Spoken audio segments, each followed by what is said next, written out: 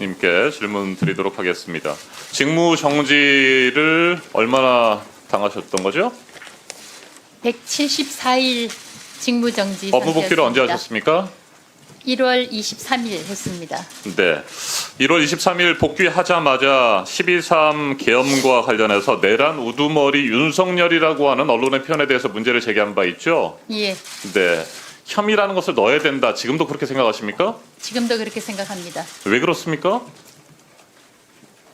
내란이라는 것은 지금 법적 절차를 밟고 있고 내란이 입증된 것이 아니라고 생각하니까 12.3 계엄이 맞다고 생각합니다. 네, 뭐 이미 검찰의 기소 내용에도 포함되어 있고, 네, 헌법재판소에서 다뤄지고 있는 내용 모두에서 내란 우두머리라고 하는 표현이 계속해서 나오는데 여전히 윤석열에 대한 옹호를 하고 있는 겁니다. 자, 그리고 MBC에 대해서는 이게 공영방송 맞느냐라고 하는 표현으로 뭐 표적 심사를 예고하는 듯한 압박성 발언을 했는데 이것도 어떻게 생각하십니까? 어떤 부분에 대한 표적 심사 말씀입니까? 표적 심사라는 것은 있을 수도 없고 이게 공영방송 맞느냐라고 하는 표현을 쓰셨잖아요. 네. 자, 그런 표현들 때문에 이진숙 방송통신위원장이 윤석열의 내란과 극우 폭동 또 그다음에 윤석열의 방송 통제와 탄압에 대해서 여전히 옹호하고 같은 인식을 드러내고 있다라고 하는 비판을 받고 있는 겁니다. 자, 이진숙 위원장 방통위원장으로 업무에 복귀하면 이제는 민생 현안에 좀 집중해 주기를 기대했었는데 여전히 그 기대는 산산조각이 나버렸습니다. 지난 2월 28일 KBS 감사로 정지원 전 보도국장을 임명 결정했죠. 예, 정지원 후보자가 대한민국의 대표 공영방송 KBS의 감사 업무를 담당할 만한 적격 인물이라고 생각하셨습니까? KBS 이사회에서 정지환 감사를 임명 제청했고 저희는 자격이 있는 당사자가 이사회에 임명 제청을 자격이 했기 있다고 때문에 판단하신 겁니까?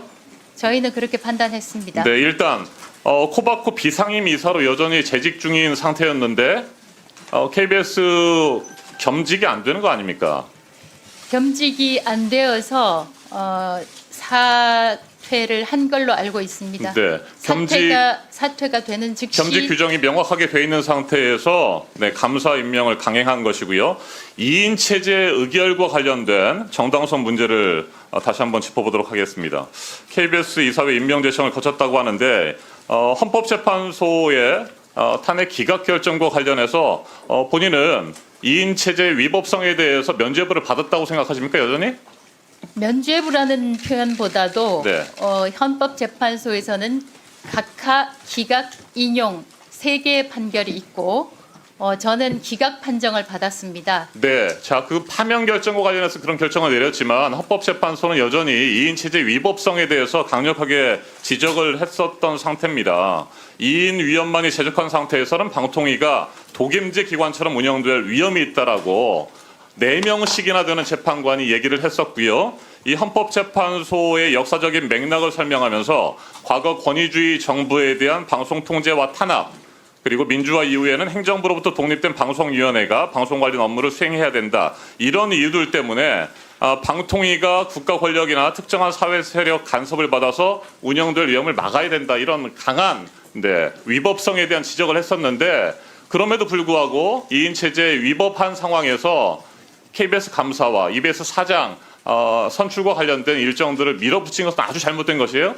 이런 지적에도 불구하고 550일 넘게 국회에서 3인의 방송통신위원회 상임위원을 추천하지 않은 것에 대해서 다시 한번 3명에 대해서 추천해 주실 것을 요청합니다. 네, 그러면 만약에 5명이 있는 잠깐만요. 상태에서 됐습니다. 2명만 했다면 제가 문제가 있겠지만 2명밖에 없는 상황이었고 2명으로 상임위원회를 열 수가 있게 돼 있습니다. 네, 윤석열 정권에서 계속해서 선별적인 임명, 선별적인 인사 처리를 해왔기 때문에 그걸 지금도 우리는 믿을 수가 없는 것입니다. 기형적인 2인 체제에서 독임제 기관처럼 운영되고 있고 이 부분에 대해서는 헌법재판소뿐만 아니라 행정법원에서도 끊임없이 위법성 문제를 제기했던 겁니다.